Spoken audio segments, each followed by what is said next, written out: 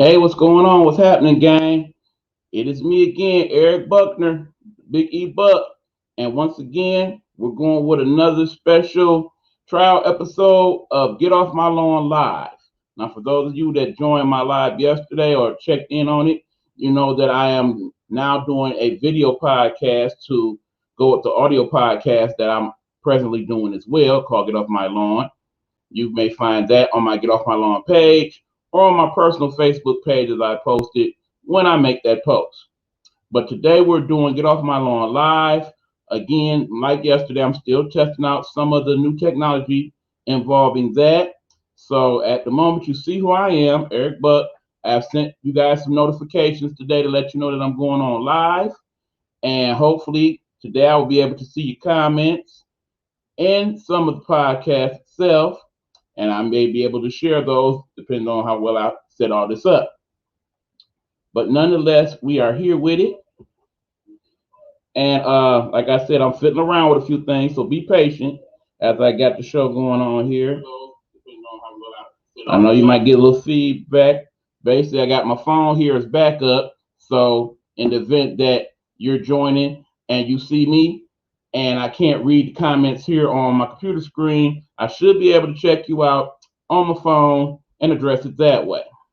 Now, we're going to get to a couple quick topics, but the main topic today is going to be entitled this: Virtual Learning Pitfalls and Progress, because I want to know what's going on your end of the spectrum in terms of trying to get our kids learning on the virtual mode and some of the problems you're running into. And also want to get people who don't quite know what's going on with it an understanding of just how tedious this could be for some. But right now, like I said, we're going to get to some quick topics here. I'm going to get on my lawn live. Now, first thing I'm going to address today, because unfortunately he will not let us address anything else, is the fact that we have the leader who is now out of hospital, back at the White House, causing all type of mayhem. In particular, the one statement he made today. Now, I was going to attempt to share that on the screen. I don't know if I'm going to do that because I'm scared I'm going to mess up some stuff. To my technical support crew out there that's using StreamYard, I could use your help a little bit. Keep me up sometime later on in the week so I can figure out some stuff here. But in the meanwhile, I got what up, EBZ? Big Red is in the building. What up, Big Red? What's up, my guy? Yeah, definitely probably could use your help. Hit me up tomorrow, maybe. But yeah, shout out to you. Like I said, I see Facebook user comments, but I'm not necessarily seeing who's sending them just yet. I will do what I can with that. Like I said, still working out that part of the process. But anyway, here's the thing that the leader said today. And of course, I call him the leader because I don't give him the respect of saying that man's name, because that man has no respect for me. And today's latest episode shows he doesn't have respect for you or anybody else either, pretty much.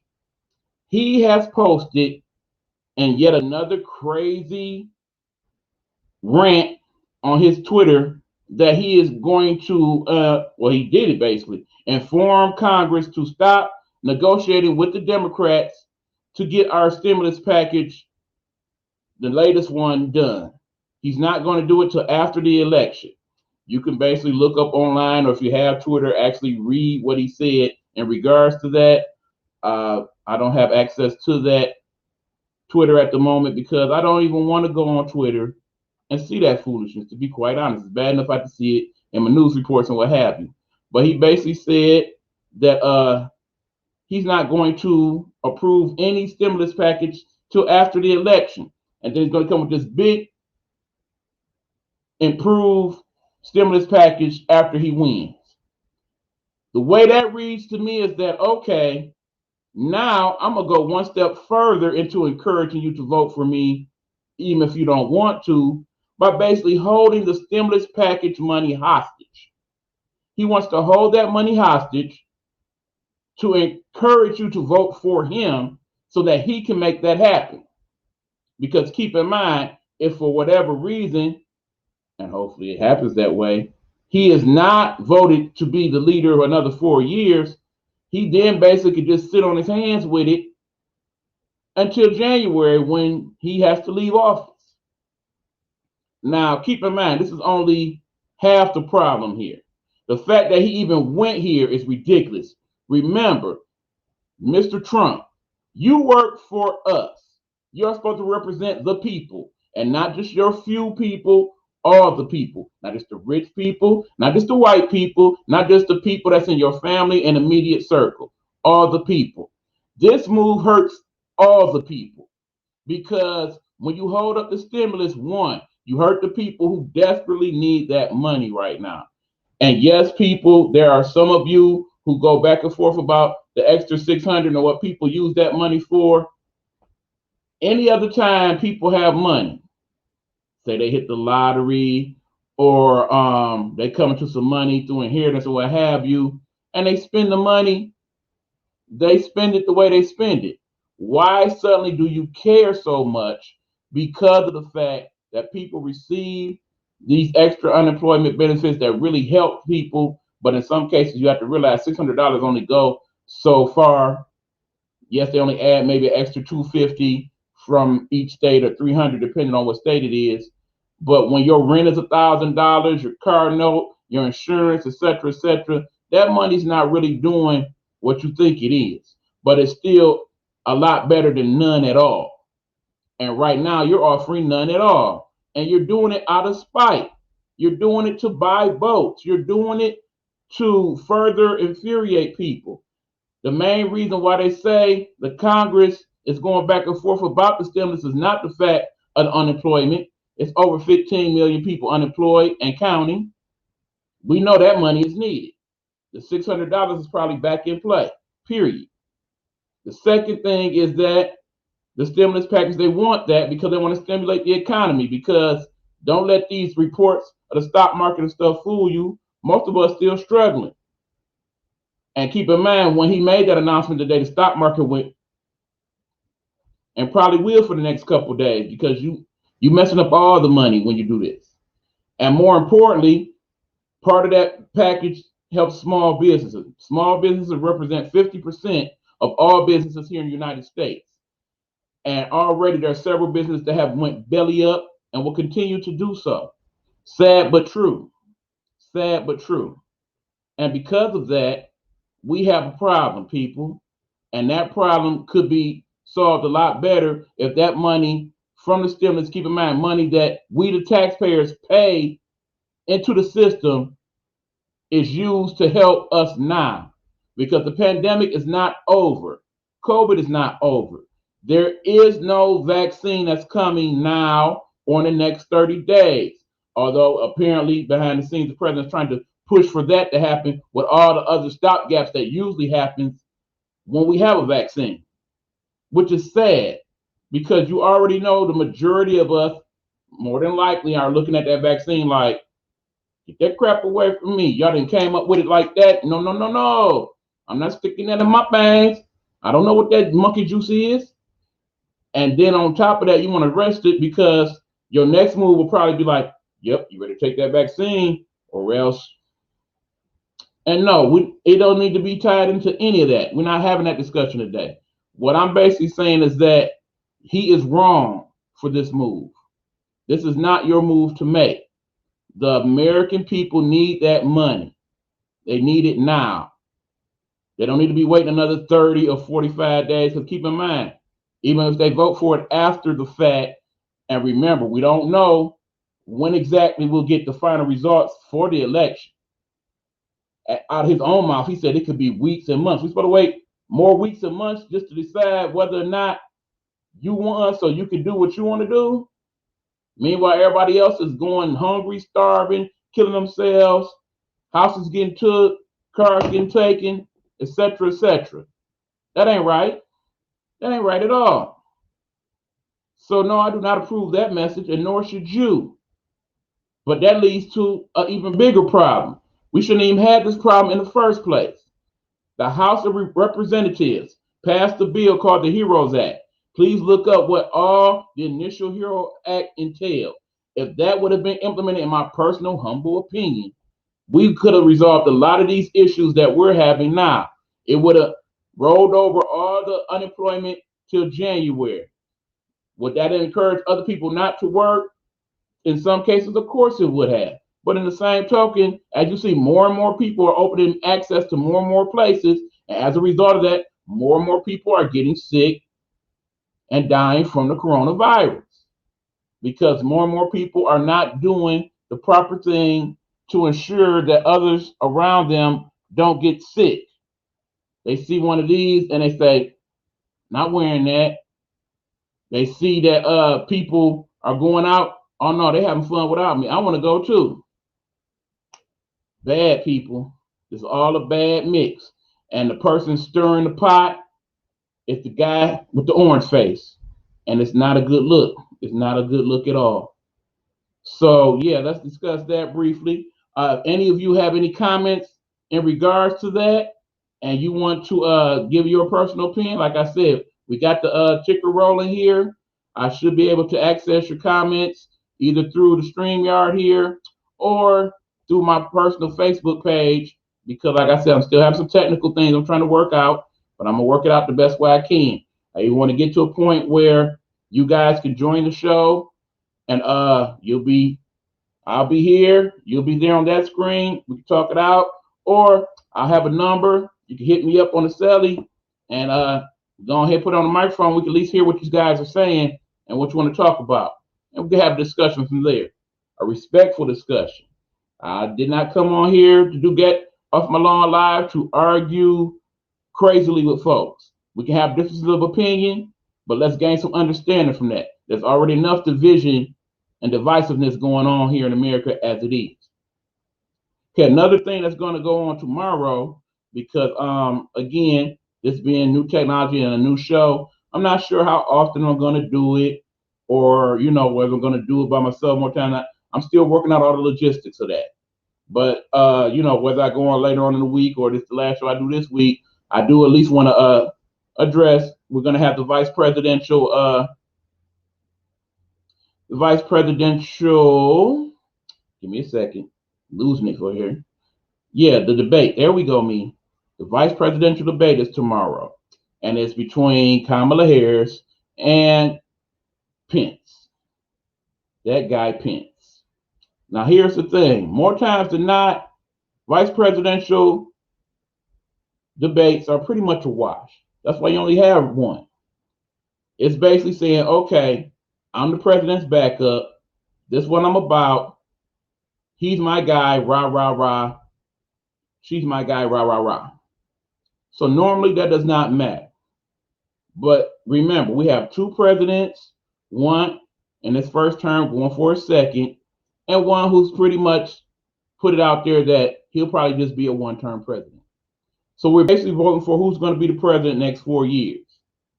Now, both of those presidents, however, are people of a particular age. So keep in mind that one supposedly has coronavirus right now and one will be somewhere in his 80s by the time it ends for him. And if something happens to these people, the next person up, Mike Pence, Kamala Harris. So no, you just can't put anybody behind these people. And then of course, something happens, sickness, illness, shot, these things have happened in the past. This person is at that moment in charge of the country. So it can't just be any old body. Now, of course, there'll be things said back and forth in regards to previous records for Kamala Harris. And basically, Mike Pence, you pretty much on the hook for anything the president has done. Now, I'm just going to take a pro and con thing with it. If you're Mike Pence, what you want to do is take all the garbage that your boy talks about, put it to the side. The few good things that you can view as he has actually done, you want to put that in the mix of what you have to say tomorrow. You want to put his best foot forward. And because you're not that narcissistic, argumentative type, you kind of pretty much more chill and calm, boring, as some people would say. Use that to your advantage and try to win you guys some votes. Because right now, everything your boy is doing, It's not too good. And you, Kamala Harris, you are a prosecutor. You are used to debating. You are a senator.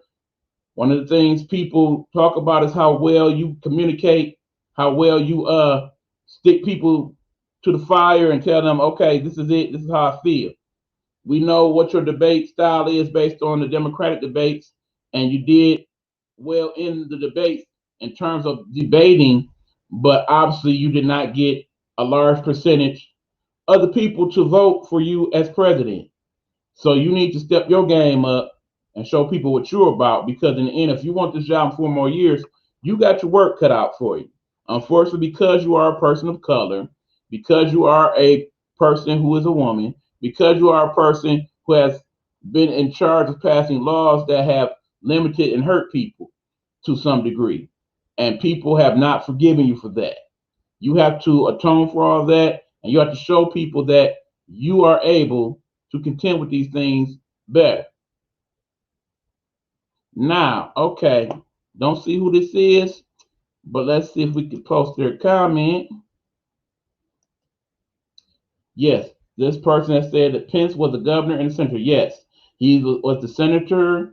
No, actually, he was the governor of Indiana, and I believe the senator there as well. So, yes, I know he has previous government experience, true enough. However, because he is the president, vice president, and is on the hook for what his administration, which is Trump's administration, has done, he has to answer for everything in regards to that.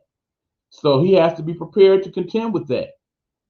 He is part of the Trump legacy, like it or not. He can't go off on his own little tangent and be like, well, I personally am doing, and let's also not forget, he was the person that was put in charge of the coronavirus task force. This was his baby. He the one who let Trump take over the scenario and run the press conferences and whatnot. And that led to a lot of the confusion that he had. What's up, Will? I see you. I got you. I believe you're saying that was your comment. Yes, I'm aware of that. And him not necessarily a Trump supporter. We've had discussions back and forth, but he basically does not understand where all the bashing comes into play with the administration. People not seeing the totality of everything he's done. Just like any other president, there are a few things that he has done that you can view as helpful. Keyword for me is few. Remember, this is my personal opinion, but in the same token, his bad far outweighs his good. Most definitely. Okay, got another comment here. Let's go there. He worked for the president, so he can't tell the president what to do. I assume that's you again, Will. Again, like I said, can't see who's posted what. As you see, it just says Facebook user. But yes, like I said, he is the second banana. So no, he is not in charge. But you also would argue, Will, that the president is pretty much a figurehead, can only do so much. I argue that point because you see what he said today about what he's not going to do and what he won't address. He does have the power to stop that because he has the power to pen. In the end, Congress controls the purse strings, but he's the one that got to sign off on it. If not, then we have to deal with veto power and all that. It gets very messy. And they don't have time for that because they're too busy trying to push the Supreme Court justice in. We know what that's all about. If you go further through his crazy tweets today, he discussed that as if to tell them, yeah, put this stimulus stuff aside. Let's get this court person in here. That's a whole nother story for another day. I'm not going there. But anyway, like I said, I'm going to watch the debate. I like to see how it plays out. I want to see how it all gets dealt with. Like I said, outside of the usual vice president debate, this actually got a little higher stakes than normal. So I want to see how it goes. We'll have that discussion probably sometime later on the week with my co-host and get off my lawn. That's known as What the Bucks. That will be my other video podcast that I do with my cousin Marla Facey, and perhaps me and her will get into that then. I actually want to get into the main topic today. Okay, hold on. Got one more comment before we go to the next subject. We got They don't need his signature if both House and Senate come together. Absolutely, because as I just stated, you can have the power of the veto. Because if he doesn't sign off on it, they can use the veto power to override him not signing and make it happen. But again, that also goes into the fact that we're dealing with partisan party politics. The two-party system is very broken, people. We see that now more than ever. Because if one group of people can tell you how to vote, even though in your heart and mind you feel that not only you don't feel that way, but your constituents in that state don't feel that way, then that's where the real issues lie. Again, another conversation for another day. We will have that discussion to some degree, though. Keep in mind, again, I'm assuming these are all Will Muhammad, because again, I'm not seeing who's sending these comments. You see, it just shows up as Facebook user. Um, yeah, we will have that discussion on his show that I'm supposed to be on Sunday. If you would, Will, go ahead and put that information on there because I want people to know where to reach and find you at. And you can join that conversation with us on Sunday as we talk that out. But like I said, my main topic today is not the politics. I actually want to talk to you guys, the parents, because this is what we're going to discuss: virtual learning pitfalls and progress. Right now, I would say a good part of the population is not doing in-school learning. And for a lot of those that still are, it's not a daily in-school learning. Some of their learning, if not most of it, is being done online. And for those of you who know me personally, you know that I have been tutoring one of my goddaughters in school this last few months. And, I had her a couple days last week, and we were doing some of the virtual learning. And quite frankly, it was very, very, very, very, very complicated at times and frustrating and what have you. And this is me and one student. Now, I know some of you, and I don't want to put your business out there, but if you want to go ahead and join and let me know who you are, because like I said, I won't be able to see your name. I'll just be able to see your comment, unless, of course, I catch you here on the phone here. Yeah, see, Heather's commented. She said, is there a dislike button for virtual? Now, I don't want to put you out here completely, Heather, but Heather has several children that are in school right now. So I can only imagine the hell you're going through. And there's another person out there. I don't want to put her out there either, but I know she has 6 children. They're all in school, different ages, and in some cases, different schools. Now, think about it. I'm sitting here, and I didn't kind of struggle with just using this technology, trying to figure it out and how it works. That's nothing compared to some of these school apps and getting it all situated. I imagine the first week, a lot of you just had trouble getting everything started. You had to get the laptops, you had to get the computers, you had to get the websites to go to and how to hook it up. You had to hook up with the different teachers. For some of you, because keep in mind, part of the problem that my goddaughter had, she switched from one school to another school, so that was the issue. And normally, how you would go up to the school and make all those things happen, you have to send all that information by phone, fax, computer. It gets real messy. And then for those of you who have kids that's going from, say, middle school to high school or junior high, or even some of you have moved from one place to another place, you have to deal with all that stuff by emails or what have you, as opposed to actually going to the schools themselves and dealing with it. So that's a big headache. Okay, I got another comment here. Let's see what we got. It's due to poor preparation from the school districts. In some cases, that's absolutely it, because some of these school districts waited to the last possible minute to figure out how they want to play this. And then when they determined they were going to do the online thing, they all played catch up trying to figure out, okay, how do we get computers to these people? How do we figure out who does what? All the teachers have to be taught. And shout out to you educators, particularly the couple that worked with me while I was doing the tutoring thing. Man, they are not paying you guys enough money. I'm looking to the camera and I'm saying they are not paying you guys enough money for this. You already have a hard job under normal school circumstances. But for you to have to contend with this and be computer savvy and deal with things remotely and deal with the various backgrounds and what's going on in people's households, as you try to teach these kids, man, y'all some good ones. And whatever they can do to help give y'all extra boost and pay and what have you, I am completely for it.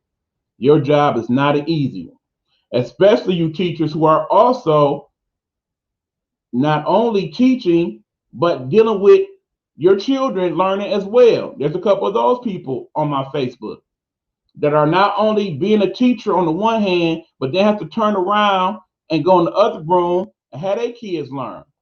Man, I couldn't do it. I'm telling you, I had the one kid and it drove me nuts. It drove me nuts. I love her, so I'm gonna help where I can, and I'll have her again from time to time. But it is not an easy thing to contend with, folks. Please know this. And another thing I want to know, as you guys are starting to post the comments, and I'm trying to catch who's who. Like I said, if you could put your name in, that would be helpful. I'm looking at my phone to see if I can catch some of you guys too. Let me know what some of your problems have been, or if it's actually been good or bad. I myself, from a few days of working with my goddaughter, I saw that ain't much learning going on, at least early on. It's a lot of testing and going to this page and doing that. It's a lot of okay, teacher, and because these kids, at least from what I see, they're not great communicators at times. They used to and hey and no, as opposed to saying yes, no, and expressing themselves. So imagine having to deal with that in a setting where this kid is getting distracted by whatever's going on in this background and that background, and you're hearing that and that and that and all these different little chatters. And then you have to explain to these kids, okay, if all that's going on, you need to hit mute and what have you. And another thing I've noticed, like I said, a couple of days I was dealing with my goddaughter in her classroom. Some people like me, I was right here. All right, this is her and the screen right here. I'm right here to the side, listening to what's going on and jumping in when I need to jump in to help out with the technical support. Because after all, she's in the third grade. How many third graders can work a computer like nobody's business? Yeah, they may be able to work them controllers pretty good, but when it comes to these computers, not so much. Okay, I got a couple more comments. Let's see what we got here. All right. We homeschooled for 2 years. It wasn't bad. Now, see, here's the thing. Homeschool and virtual learning, what I've learned is two different things. Because in this virtual learning world, you dealing with things based on trying to have a small group of students at a time and teach them one particular thing, and you still have to deal with how they process the information and figure all this out on the fly. Because some kids, you can explain it to them one time and they typed in, everything's good. Some kids, you have to keep going again and again and explain it to them. No, it needs to go this way and that way and this way in order for them to get it. And you're still doing this while, on the other hand, dealing with all these other screens of kids doing things. So for some kids, the homeschool I know is good because socially they don't deal with certain things as well, or because of whatever's going on in their life, it fits their lifestyle better or how they contend better. But on the other hand, for these kids who are used to human interaction and socializing with their friends and whatnot, they still try to do that to some degree in these schools, but it's distracting. It's more distracting than it is helpful. They see their little friends on the screen, they're trying to have little side chats and stuff with them. Meanwhile, the teacher's trying to keep them focused, and it's harder to do this way. Okay, let's see. I got a couple other comments here. Amy has joined us. Hey, Amy, how's it going? Okay, back to you, Heather. You got, imagine doing 5 kids. I'm physically and mentally tired every day. Yes, I know you are. And like I said, I'm glad you're listening to this. Shout out to you. I've seen some of your journey as you post what you've been posting about it all. And plus, you also have your kids doing athletics. So you're trying to keep that part of it normal and still have them do classes and whatnot. You have a younger child who's not in school who basically schedule is thrown off. And that's another key here. A lot of these kids, they went months and months with no school or barely any school. So when it was time to get them back on schedule, it was a lot harder to do this time because of the virtual thing. And now it's like the way some of it is set up, it's basically like a 5 or 6 hour day as opposed to the 8 or 9 hour day. And they can kind of do some of these things on their own. A lot of, you know, like I said, a couple of the teachers that I know, they talk to me about what the homework situation is like. It's like homework is virtually stupid right now because kids not doing their homework under normal circumstances in some of these cases anyway. But on this virtual thing, if they don't understand it or they don't know how to work the computer or what have you, they just leave it alone. So they're waiting for you the next day. Some of these teachers have made a way where you can reach out to them after class, but they're not taking advantage of that like they need to. So the kids are going further and further behind. Hey, Demetrius is in the building. What up, Big Meech? What's goody? Yep, good to see you, my guy.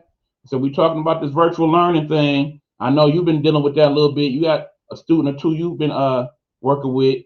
You know, let us know your comments. Like I said, it's more and more little things that makes this more difficult to contend with than your basic school. Okay, let's see. We got another comment here. What we got? I'm here, cuz, but ran into a situation here with a little girl. Okay, I feel you, cuz. I'm assuming that is my partner in crime, Miss Marla. Again, What the Bucks? That is our show. We'll be doing that sometime this week, I imagine.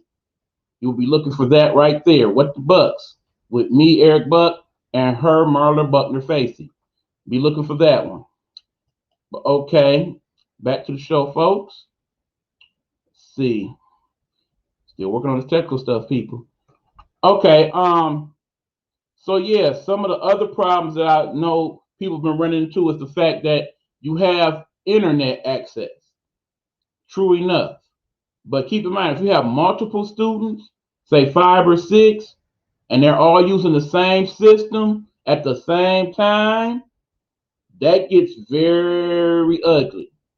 Because one of my people, and I send a shout out to her. Hopefully she'll join the live and have her comments. But like I said, she has 6 students, and they are doing different classes in different schools. And it got to a point where she actually had to go get additional equipment so that she could have a second router set up so that the kids wouldn't be basically virtually bumping into each other and causing lags and all that good stuff. Not to mention the fact that on top of dealing with 6 kids that's doing school online, she's also dealing with the 2 oldest playing football, as well as her own job and her husband's job. And they're all at home together working online at the same time. So not only is she going back and forth checking on the different kids, she still got to do her own work, and then he has to deal with his own work. So in her case, it's really frustrating. I couldn't be her for nothing right now. Could not do it. Not at all. But like I said, so yeah, that's a problem. And then what problems we ran into here is that the child's laptop situation was not a good one. So she wasn't able to do a lot of her work. And then that sent us scrambling to try to find a laptop. And as you know, all these kids supposed to, in most of these school districts, get supplied these laptops and what have you to do their work on. But meanwhile, it's not happening that way because you go to basic store A, B, and C, your Target, your Walmart, and what have you, and they don't have the laptops. They're sold out. Because as you know, the pandemic has caused a problem with certain goods and services being readily available as they normally would. So I know around here you go to Walmart and Target, you may look up and get 2 or 3 laptops that come in on the order from the truck that day, but they go quick. And fortunately, shout out to my brother, he was able to help me out with finding her a laptop. Good guy, Army of Good. We'll discuss that another day. I've discussed that in a podcast about the Army of Good. Basically, the people that's during the pandemic going out of their way to help people because they have it and they want to look out for others. So shout out to all you guys doing that. But anyway, like I said, it's hard to find some of the equipment that you need to get these kids flowing on this thing. So, like I said, and especially if you're a person who's not quite so good at computer stuff, or basically don't have the means to go out and find laptops or do this and do that, or basically need help understanding the kids' work as you try to help them, because it's basically beyond your pay grade, so to speak. Work that you've never seen before, you have no understanding of. So as opposed to before, where you can get these kids tutoring and what have you, those resources are a lot less available right now. So that too is a problem. Okay, let's see what else we got. We got Heather again. She says that between school, softball, and volleyball, I'm feeling half dead. There's some days I wish I didn't have to get out of bed. I have one kindergartner. I just don't know how they're expecting much from the first timers. And yet, that's another thing. The younger the kid, the more difficult it tends to be. Now, I imagine, in some of these kindergarten classes, they're not doing no extreme teaching in terms of concepts. You probably dealing with ABC and the numbers and what have you. But in the same token, you're dealing with a 5-year-old. You know how basic 5-year-olds act. You know it's hard to rein them in and keep their attention. You expect them to sit here like I'm doing now and just, be attentive and pay attention to what's going on and actually learn something from that process. That's asking a lot. And then, like I said, in Heather's case, she's dealing with that, and then all the other children and having to go back and forth to them. So clearly, somebody's gonna get neglected in there, because if you gotta have this kid sit here and be still and learn, and then you gotta go to this room or that room, or have to put them all in one room, or however you gotta do it, that's a lot to contend with. And keep in mind, it's like one day then boom, the pandemic hits, and that changes your life all type of crazy. Now you're dealing with this. And at the end of the day, you got to be exhausted and more tired than you ever been. I'm sure dealing with this and trying to do some type of job is much more difficult than anything you could have imagined going into this year. So, like I said, Heather, you have my prayers, dear. You really do. You got a lot going on there. I see my niece is in the building. Hi, niece. Okay, we got Meech.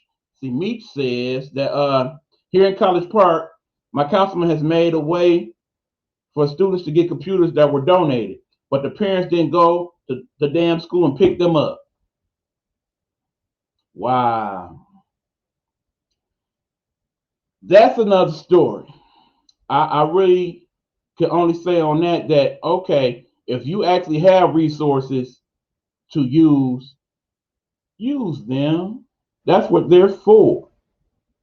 You find the resources to do all the other crazy monkey stuff you want to do in terms of getting your libations, or getting whatever you get to entertain yourself, or getting your that type of stuff. But yet you won't do what you need to do for your child, the person that needs your help more than anybody. I don't get that. I don't get that at all. And again, this is me, a person who has no children of his own, having these opinions about the situation. But again, I can't speak to the situation because I've actually worked with someone who's doing the online learning, and also talking to several of you along the way. So I know what that consists of. Okay, we got Meech back in here. He says that hold on here, people. Like I said, I'm still working out the technology. Still not quite sure how to get all my comments and stuff to me. Again, Meech, hit me up tomorrow if you can. Help me with some of this. But okay, he says that now here it is not so popular post. And this goes to the now active parents. You are going through this. Now imagine a teacher having to deal with this all day, every day, with 35 kids per class. Exactly. If this doesn't give you more respect for people who teach and what they have to go through on a daily basis, I don't know what will. And it's sad because, yes, there's some of you out there, and if you sit down and actually admit to yourself, you don't like your own child and how they're learning, and you're the one helping teach them. You are. So if you can't deal with them, imagine them having to go to school where they have even less power to deal with your child. Because I understand this is 2020, and a lot of y'all don't believe in and all that stuff. and you want to time out your child or just tell them be quiet or what have you. And meanwhile, they running wild out here. But now that they're not out here, they in your household, and you getting a better idea of what type of child you really have been raising. It got to make you question what's really been going on all this time.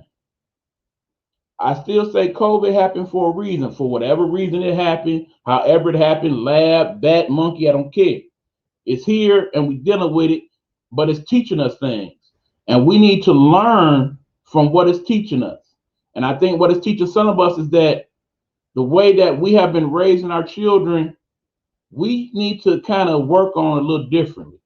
Because these kids are coming out a certain type of way, and it's not necessarily good in some cases.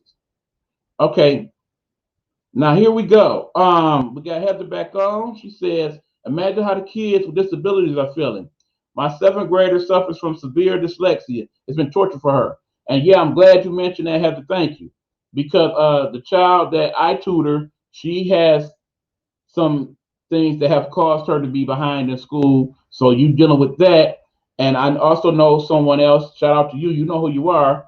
She's dealing with three children, and they all have different problems. One handicapped, one sight disabled, and one has dyslexia and ADHD. So imagine trying to deal with all that under normal circumstances, but then you having to run your household and work with them. Because again, dyslexia, that is a problem. You know, if you're not familiar with what that consists of, please look down how to really break that down to you. But reading the screen and trying to decipher it in your head and then do your work, that's gotta be hard. That's gotta be hard. So then imagine, like I said, for my one friend, okay, the ADHD, so you gotta kind of deal with him being like this, and then the person with the disability, you gotta actually help them and get special things because, you know, that thank God I got all my, but for someone who can't necessarily work the screen like that, there's special equipment you have to get for that. And if you could afford those types of things on normal circumstances, one thing. But in a pandemic where your finances may be compromised anyway because you're not working, you have to find the extra tools for that. So yeah, your school might be providing basic computer A, B, and C, but if you have a children like that with special learning disabilities, they need extra equipment on top of that. And you need somebody to work with you to help find those things and show you how to work them out. Because my whole thing is, okay, like I said, going back to my one friend, again, I said she has a child who can't see. So you can't see, you definitely gotta have some special equipment to be able to use your computer that way. And you still not only have to deal with that, but then you have to decipher what they're learning in terms of that. Because yes, like I said, you have a non-sighted child, so I imagine you know some things about the braille learning or the listening headphones or whatnot from working with them over the years. But you yourself have to be not only the person helping them to learn, but their technical support and everything else, while at the same time dealing with other kids. So that's the things that, of course, you don't think of ahead of time because nobody truly planned for COVID-19. We wasn't ready for this. It's 8 months in, and it's still things we don't know about how to contend with certain parts of it.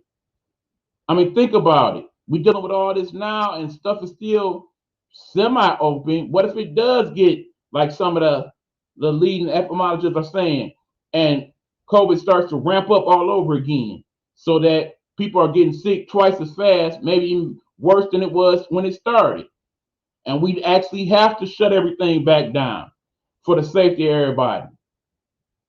Are we ready for that? Clearly, we're not going to be as financially ready because you see what they're doing with the money. Are we technically ready for that? Because we're struggling with it now. So that in and of itself is going to be an issue. Okay, what else we got going here? All right, hey cousin Tika, how's it going? Okay, let's see. Back to Demetrius now. He says, now how about you parents? Get to see exactly what the teachers are doing in the classroom. This gives you an opportunity to get the curriculum in real time. Because that's another thing we discussed on his podcast. The fact that, okay, now you can see what these teachers are teaching your kids. There was a viral video that came out, I believe, 2 weeks ago, where the one teacher was discussing the George Floyd situation and how they basically felt like George Floyd was somebody that these kids should not be glorifying or looking up to. Basically putting their personal opinion into the lesson plan. And the one parent overheard what the teacher was telling the kids, and she went ham and cheese peanutty on her. She was not happy at all because, like I said, that's a conversation you normally wouldn't be privy to. It'd be something you would just have heard about maybe if your child discussed it with you later. But because she was actually sitting there at the time and heard what the teacher was saying, she was able to speak on it and like, look, you're not about to teach my children this garbage. I'm not approving that message. And I'm going to let all you people know, the supervisor will have you, that this is not part of the curriculum. You should not be putting your personal opinions into this lesson in regards to this.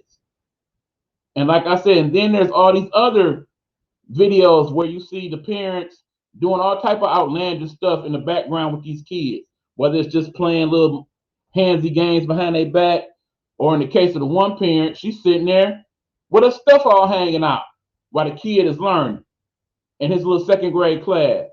Now, most of the kids wasn't paying attention to whatever the teacher was saying at that point. They like, ooh, Mama Johnson's got all her, that's what they're looking at. I mean, bottom line is there's a lot of stuff going on with these virtual learning situations. And then I know some of y'all looked at it like, okay, if this school is open, I'm going to send my child to school. I kind of want to hear from some of you guys if you're out here. If your kid went to school and doing in-class learning, how's that going? Are they having issues where the kids are getting sent home because somebody in the class got COVID? Or do you have a school where your kid got to wear the mask all day? Do you have a school where it's just like, hell with it, wide open? Somebody gets sick, then we'll talk about it. Until then, they kids. Like the leader says, the kids, they hardly get it at all. It hardly bothers them.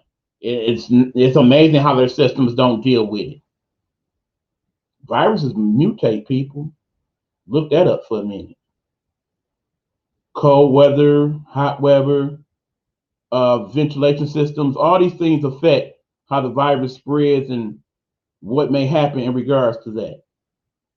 Okay, what else we got here? Okay, we got someone, they say, my grandkids in Texas already fine, had those issues. Not quite sure who that is, but no, like I said, for some of you, y'all made your adjustments and it's working out pretty good. My advice to you is you got some tips and tricks, by all means, list this up on here. People need help, and the school's not providing the type of help that they need. If y'all got some tricks and things that might help out your fellow person, by all means, post it on up so we can help each other out in this thing. This is a community. We all family here. We all the village. Help the village out. Okay, yeah, we got got one kid in middle school. Let us know how that's going. I really wish I knew who some of these folks are. Like I said, I can only see certain people's names and comments.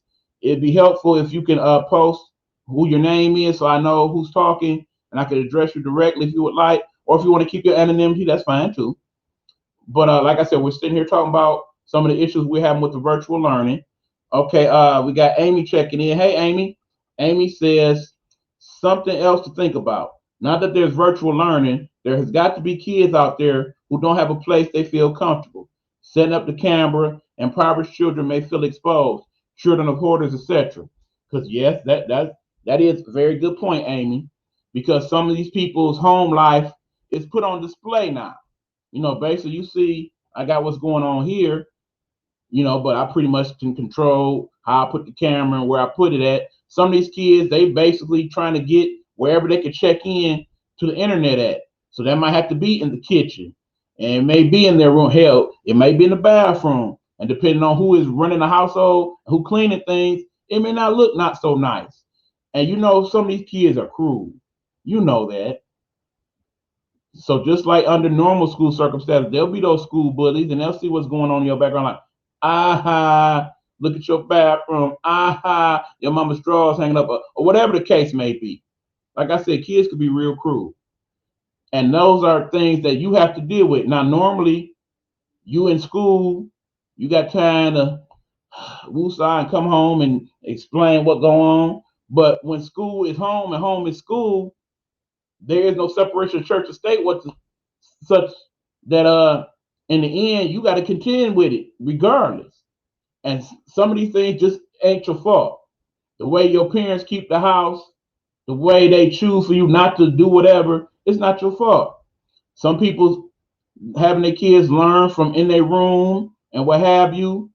They're online and they're doing school, but in the same token, you don't see that they actually playing a video game with their fellow classmates on another screen. Because some of these kids are the opposite. Not only do they understand the technology, they understand it better than you and the teacher. And they're using it to their advantage so that they don't really have to learn anything. They can still be playing and what have you. So there's that problem as well. Okay, this is Cuz. What's up, Cuz? She says, I'm saying that I have grandkids in all three elementary, middle school, and high school. And their schools in Texas have had COVID in their schools. So yeah, and a lot of schools here in Michigan have had positive cases where they do in-school learning. Depending on how that particular school deals with it is what goes on. See, that's the thing. Part of the problem is that there is no universal way that all schools have chosen to deal with it. There is no national mandate on any of these things. So that you basically going from place to place and you working it out the best way you know how, that may be beneficial for certain school districts, but not so much for others. In the end, these kids are not learning at the rate that they normally would learn. And keep in mind, a lot of these kids, let's be honest, America, we just slipped in terms of what our kids are learning and how well they're learning it. We're not the smartest country in the world. We may play like we are, but we're not. And some of these kids, they learn it just enough to get by under normal circumstances. So now when they're required to learn even less, that means they're learning even less. So when the time comes and they have to use that knowledge that they have gotten from this time in school, where's that going to put them? Because in the end, yeah, this may very well go on till sometime the end of the school year. We may still be dealing with COVID even then. I would assume there'd be a vaccine out at that point, and they have already started distributing it. But in the same token, it's going to be a while until the whole population, or at least a good part of the population, has gotten the vaccine so that we can attempt normalcy. So virtual learning, this is the near and present future. And we got to be prepared to deal with the consequences thereof. In the end, yeah, your kid might have been in the 3rd or 8th grade this year in virtual, but when the 9th grade comes and we go back to learning as normal, the problem is going to be that some of these teachers are going to spend that first good half of the semester reviewing what you should have learned that year before because you already is behind. Okay, we got some more comments on the book here. Like I said, nothing's coming up here on my Facebook screen now. So we basically going to address this off my phone. Forgive me, people. Okay, we got Amy checking back in. She says this virtual learning is only magnifying some very serious issues in our educational system. The amount of schoolwork that is assigned to children these days is insane. And now the burden is also the family to assist without the teachers. And quite frankly, some of these people, they're not able to assist because their education ain't quite where it needs to be able to help. They counted on the teachers to make up for what they didn't know. And now that they can't use them as a resource like they used to, it's showing some glaring situations into what they can actually help their children learn. Okay, Big Meech is saying at home, learning makes the parents become involved with the school. Remember, the paraprofessionals, they get a teachers and assist. Yeah, that's another thing. Because remember, a lot of these classrooms have 35, 30, 40 kids in it. Your teacher may not necessarily be teaching all of those kids. They have teachers' assistants, paraprofessionals, as Big Meech is pointing out. And they help make up the difference. They have those tutors that come in to the class and work with your child because in the case of my goddaughter, she had that where the tutor would come in and help her out with certain things while the class was going on in real time so that she can gain a little better understanding of how to contend with this concept or that concept. And you don't have that now with the virtual learning. Because, like I said, you already got a whole bunch of little screens popping up as it is. If your computer is skilled enough to do that, then you're going to have extra screens with, here's teacher assistant. If she can't help you, then go to this screen, that screen. That's just causing even more confusion. Not to mention who's going to pay these people. Who's going to get, because remember, these teachers, they got to have computers and routers and all that in their homes if they teach from home. Or if they're going to the school and doing the virtual in the school, equipment needs to be given to them. Okay, I got another comment here. It says, or they're teaching math that none of us learn because it's some new type of math. Please don't get me started on the new math. I know it's supposed to be concepts that makes it easier to learn, but it really don't. The way I learned math was very simplistic to me, and it made learning the rest of it easier to do. All these extra boxes and put this number in the tens box and that number. I know they think it works better that way. These kids more confused than ever when it comes to this new math. When I say the real struggle with my student was getting her math together, woo! Okay, woosah. Moving on, people.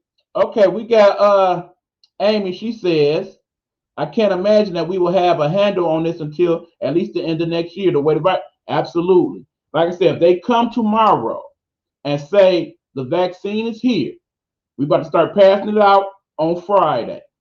Even if they did that then, there are 331 million people in the United States registered as United States. Remember, we still got the outliers. That means the people that are here illegally. They count against the number. In other words, it's more of them in addition to the 300. You can't just vaccinate us and not vaccinate them to get people back and forth sick. So imagine you passing out 331 million vials of the virus vaccine. And as they said, most of these vaccines aren't one dose vaccines. You have to take the vaccine and then come back 36 days and take the booster shot vaccine. So that means you have to produce 660 million for every American. You know that's not going to work out that way. Not to mention the fact there is that the vaccine was made in 4 months and they usually take 3 or 4 years. And you want me to take that right now? You want me to go first? No, not the net, not the kid. I'm not taking the first dose. No, no, no, no, no. It will not be me. Not at all. Because you know why? You know why it's not going to be me? I'm going to tell you why. See that? My name's Eric Buckner. It does not say guinea pig. It does not say test dummy. I will not be the one to test your vaccine. Sorry. And yes, someone has said 337 million prior to the virus, I thought. Yeah, like I said, I'm not up on the exact number at the moment, but yeah, you're more likely right. I would take that as a correction, but even still, 331 million, 337 million, hella bad, it's all the same. All them people not getting the vaccine in no 3 days time, no week time, no 90 days time, or whatever crazy timeline that the leader wants to have you believe is going to happen. So in the meanwhile, we still have to contend with all this stuff, including the virtual learning. Okay, yeah, some other comments here. Meet is saying, look at how the PTA will be active nowadays. Absolutely, because think about it. In the aftermath of this, you're gonna look at this like, okay, yeah, it's time to see what really goes on in my school. I see how this worked online. Yeah, these teachers ain't doing what I need them to do. Let me go on up in here and see what goes on at this school and start being a little more involved. Yeah, I hope that is a good beneficiary act that comes from this virtual learning. The babysitter. Oh yeah. I'm sure there's a few of you people that basically they can't work from home. They gotta go and do their thing. So they have to put somebody in charge of the homeschool. So imagine being that person. These ain't even your kids, and you got to deal with them a certain way and help them with the technical support and whatnot, and then report back to the parents. Okay, this is what happened today. Pay me some more money. Okay, what else we got here? Amy is saying, first of all, there's plenty of anti-vaxxers out there, myself included, won't participate in the vaccine. Second, tons of people already think that it's a hoax, because yes, people still think the pandemic is a hoax, sadly enough. So they won't take the vaccine. Then you have others that fear a rush vaccine. By others, I mean me. Absolutely. Like I said, I'm not doing no quickie vaccine, Amy. I'm with you on that one. I've done the reading on how vaccines work and the trials and making sure that it's a vaccine that every proper ethnicity and gender has been tested on for an extended period of time. Remember, first case of coronavirus that we know of was somewhere around January, December. October, 10 months later, let's just say they started working on a vaccine that very day they found out about the virus. And it comes out, say, next week. And testing it, at the most, they tested it for 10 months. And on how many people? And do we know the long-term effects? We're not even sure the long-term effects of the virus itself. We're not sure that when people get the virus and they get over it, that they have antibodies that's going to last a lifetime or 6 months or 2 years. Remember, as I constantly point out to people, if this is supposed to be a flu-like virus, haven't you got the flu more than once? Haven't you got the flu even when you got the vaccine for the flu? Don't they say there's different strains of the flu? Could very well possibly be different strains of the coronavirus. How we know that it works on this strain of the virus and not that one? Those things take time to figure out. And I'm going to safely assume it takes longer than 10 months. I'm no epidemiologist or vaccine expert, but 2 plus 2 equals 4 to me. Okay, Meech is saying, with no idea what the side effects will be. And then there's that. Because like I said, you could go online and there's people on Facebook, on YouTube that talk about how they volunteered to take the vaccine and what they're going through in the process. And they're telling you about the side effects. Remember, they had to stop the production of one of those vaccination trials because some person had some problem with their spine. And they tried to figure out if that was caused by the vaccine or not. These things come up in vaccination trials. So we can't just assume that these vaccinations are going to be bulletproof. And remember, vaccine does not mean cure, people. It does not mean that you take this and woo, I should never get it again. Remember, we got to take that flu shot every year, don't we? Don't you think it's possible that we may have to take the vaccine shot every year too? And yeah, it's going to be free the first time, you would assume. Oh no, I can't even assume that. With clown running the country right now, it may start out that way for a basic person. But who knows? He may play it to where, yeah, you get that first shot free, but that booster shot, the extra booster shot you need, yeah, you're going to pay for that one. Who knows how they'll play that? That's something we got to think about. But again, like I said, I'm going to wrap it up shortly, but let me take a couple more comments before I do. Okay, Amy again says vaccine should take 2 years at minimum to produce safely according to the FDA. That is correct. I've read that as well.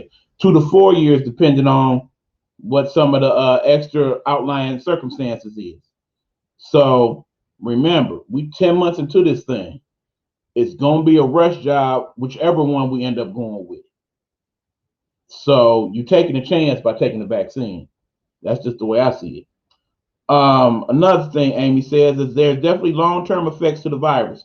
COVID toes is one of them that freak me out. Blood doesn't circulate properly, and your toes turn white or purple, mimicking Rayner's phenomenon. Very learned person you are, Amy. I appreciate your comments. You helping out the show. Yeah. Another thing is that people are having long-term effects with lung capacity and being able to breathe. They're having problems with their heart after the fact. They're having problems with being lethargic and tired more often for whatever reason. I'm pretty sure brain functions are compromised because of not being able to get your proper breaths in and what have you. So yeah, there's long-term effects of the virus, and like I said, we don't know what the long-term effects of the vaccine will be. We all learn that in real time, basically. Because let's just say half the people end up taking the vaccine. Meanwhile, the initial people that got tested, now they about 8 or 9 months into having took the vaccine, and you see now that they're having all type of crazy problems. Lips turn purple, or hair start falling out, or grow extra hair. Who knows? It could be anything. But these are things that we have to consider. But like I said, I'm about to go ahead and wrap this up for you guys. Again, still got some technical stuff to work out, but thanks for your help. I definitely appreciate all you guys who came in and commented. And for those of you who will catch the rebroadcast, because I will be able to put this on Facebook as of today, check it out and give me your comments. Let me know what you think, and I will probably address them at some later date. Uh, Again, for you home teachers, you homeschoolers, you people doing the computer stuff, normally I like to end with having some type of way to help you out, or give you some type of thing you can look into. I'm sure they'll be working on that as time goes on. I don't know any sites or things at this point, but all I can tell you is that my prayers go out to you guys. You are the real heroes right now. You moms, you dads, you people like myself that stepped up to help out. You guys are the heroes that are helping get us through this epidemic time. Because in the end, we still have to look at the other side of this thing and some of the long-term effects of that. I'm gonna discuss that sometime next week on the podcast. But right now, we got to deal with right now. So I know some of y'all got to get up early and get homeschool started, get bedtime and all that together. So go ahead, do your thing. I'm about to go do my thing. Shout out to all my peoples. Like I said, my technical support crew, need your help. Hit me up tomorrow. We got to work out some of these kinks. Cuz, holla at me tomorrow. We're going to work on the show. Hopefully, we'll get the next episode of What the Bucks to you guys sometime this weekend. And for all my other podcast people that's checking this out, looking forward to seeing you guys' show this week in regards to whatever you're discussing. And as you see now, I got the technology. I'm available. Hit me up. I'll kick it with you. All right, y'all. Till next time, we got the show ending.